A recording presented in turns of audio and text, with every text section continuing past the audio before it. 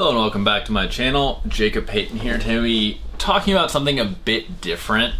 This isn't a straight up book review or a book haul like some of my other videos on this channel. Today I'm going to be talking about, or at least showing off, the Spelljammer box set Adventures in Space, because I just got this and I am very excited about it and I kind of wanted to show it off. I did do an unboxing on TikTok and I think I put a short on YouTube as well. But I don't know, I thought it'd be kind of fun to talk about, why I'm excited about it and the things I am excited about, essentially. And also it seemed like those, little videos kind of got a lot of traction, which was kind of neat. And I don't know, it seems like I'm not the only one excited about Spelljammer. So that's fun. I do love the fact that it all came in a slipcase.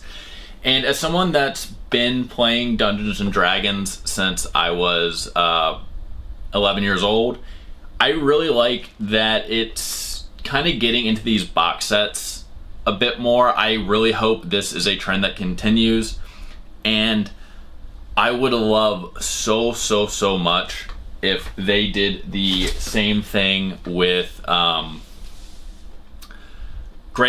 I want Greyhawk in 5th edition so bad. I know there is a lot of Greyhawk conversion out there. There's a lot of fan-made conversion stuff.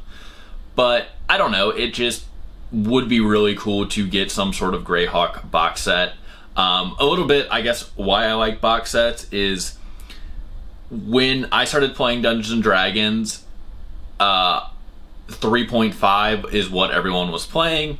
But I actually learned to play 2nd edition because those books were a whole lot cheaper. You could find them at thrift bookstores, not thrift bookstores, but thrift stores and comic shops, and even used bookstores at the time. I had basically everything from the Player's Handbook to the Dungeon Master's Guide to the Monster Manual to several other Monster Manuals to a couple Van Richten guides and the Ravenloft set. My buddy had the Spelljammer stuff, and I probably picked all of that up for under 30 bucks at a comic shop. This, of course, was kind of before there was an uptick on people collecting a lot of the 2nd edition stuff like there is now. I 110% sold all of that for way more than what I paid for it back in like 2007, 2008. So I really can't complain. But I played 2nd edition, and a lot of that was centered around like big campaign box sets, which were a lot of fun, and it was always kind of cool to stumble across those, when I was at thrift stores and stuff like that. And I played 2nd edition because it was easier for me to wrap my head around. The math was a little less crunchy to me than 3.5.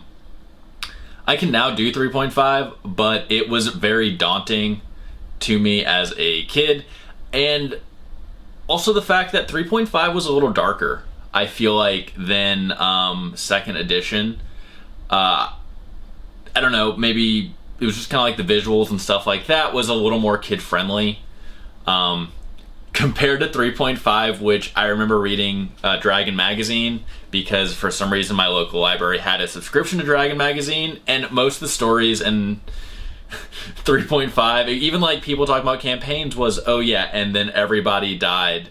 All the monsters were kind of terrifying, but that is neither here nor there, and I just realized I got off on a major tangent without showing you guys all the cool Spelljammer stuff. So I did take all the books out of the slipcase. And first, I wanted to show off this Dungeon Master screen. I do not have a Dungeon Master screen because I'm a terrible Dungeon Master. Just kidding. I have not been lucky enough to host a lot of events in my house because of COVID and stuff, so I never really invested in a really cool Dungeon Master screen. I always just set up folders and stuff when I did do it.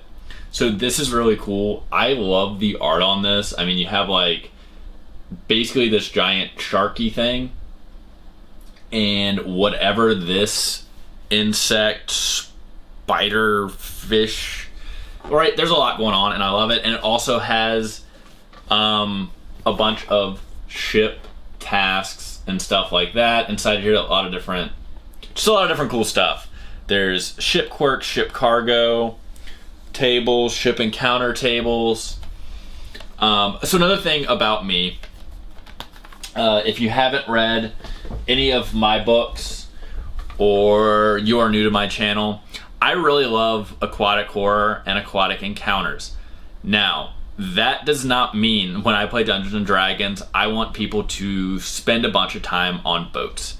It very much is not the same. I have made a bunch of aquatic encounters, and I definitely throw a lot of aquatic enemies at my players. I mean, I once had a whole campaign that was centered around bullywugs and giant frogs.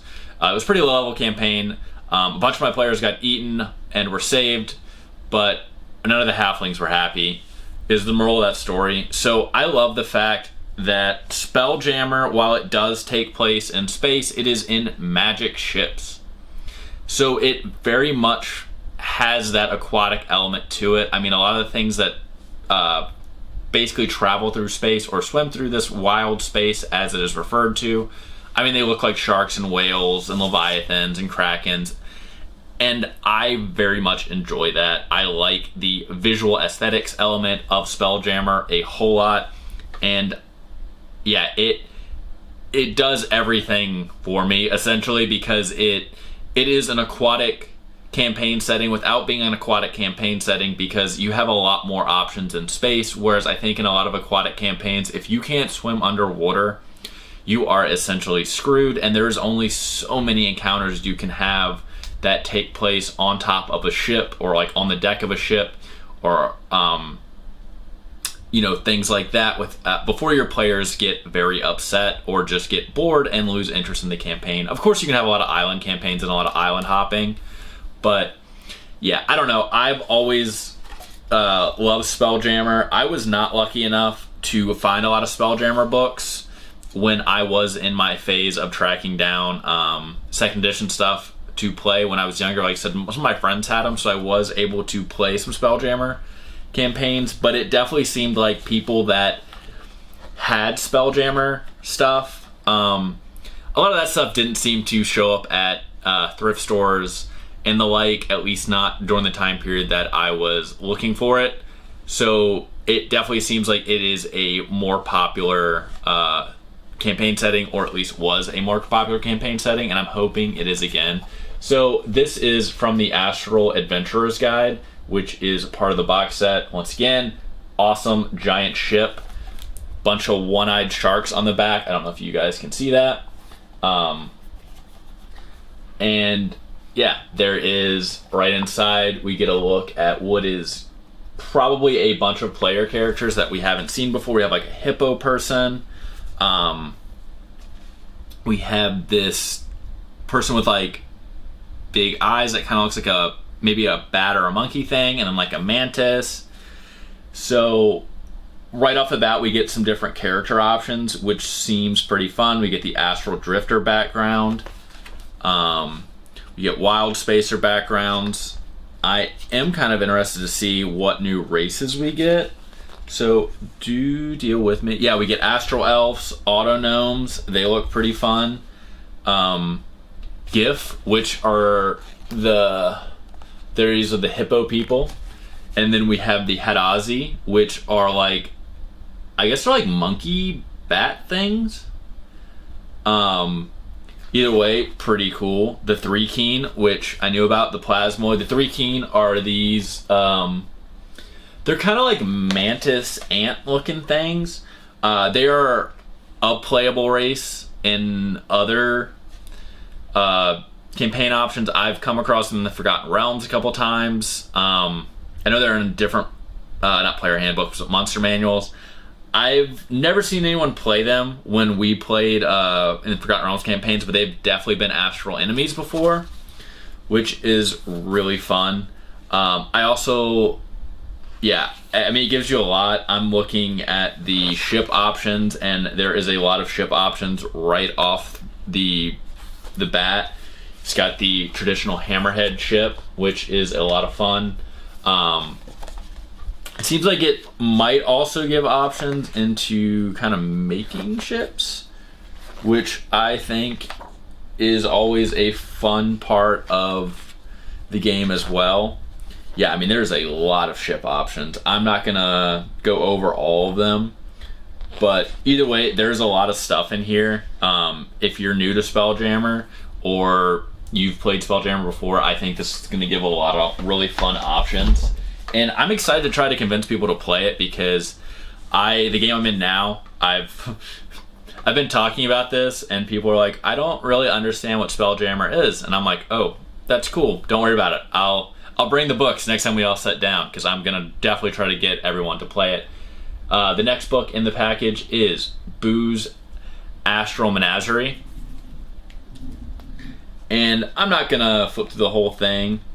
I'm just going to show off some cool things. We got Lunar Dragons, which are pretty neat. I don't know if you guys can see them.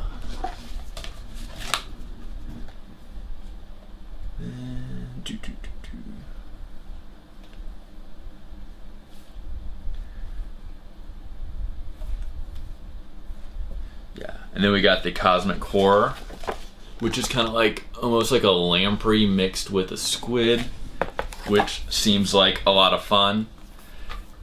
Yeah, there's a lot in here, and I do hope we start getting a lot more monster manuals. I think it'd be cool if we kind of got back to the point where we just had like these big monster manuals again. But until then,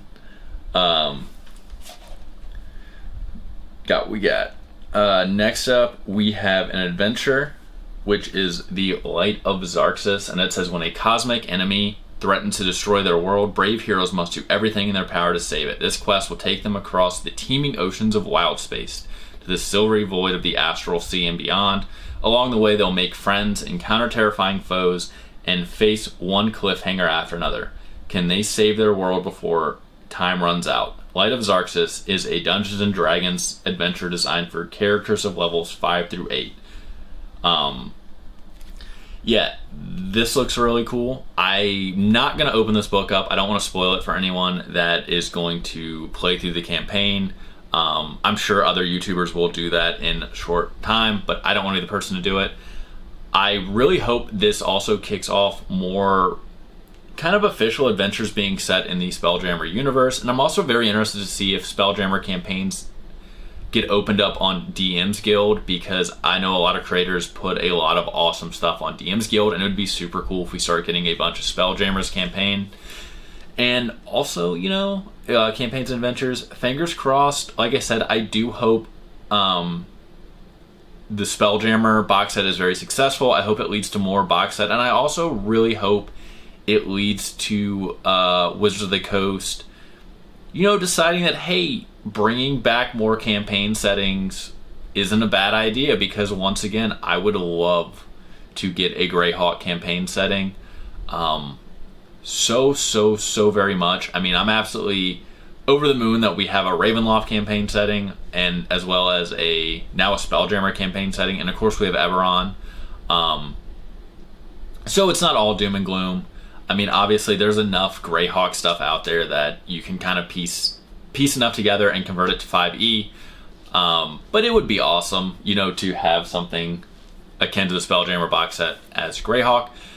But enough about that. I absolutely love this box set. I love also the fact that it wasn't super expensive. You know, the whole box set doesn't break the bank account. I pre-ordered it. I think my pre-order was like $40. I did not get the special edition box set, so that's obviously a different price. But yeah, I really enjoyed this. I hope Spelljammer just kind of blows up and we see a lot more content for it. And also, like I said, Wizards of the Coast bringing back some other stuff, I think would be really awesome. If you love Spelljammer and you want to talk about it, please leave a comment below. You know, give me your thoughts on, you know, if you like this, if you like what Wizards of the Coast is doing, don't like it. You know, wherever your thoughts are. And if you are a subscriber to this channel or a viewer of this channel for a while and you just want to, like, you know, want to see me talk about tabletop gaming a bit more, I'm always looking for more stuff to do besides just book reviews. While I do love book reviews, it also requires me to read a lot of books, which if I fall behind, it means my reviews fall behind. So it would be interesting to kind of branch into other stuff on the channel as well, so I can basically just get more videos out there. And as always, if you enjoyed this video, please like and subscribe, and I will see you guys next time.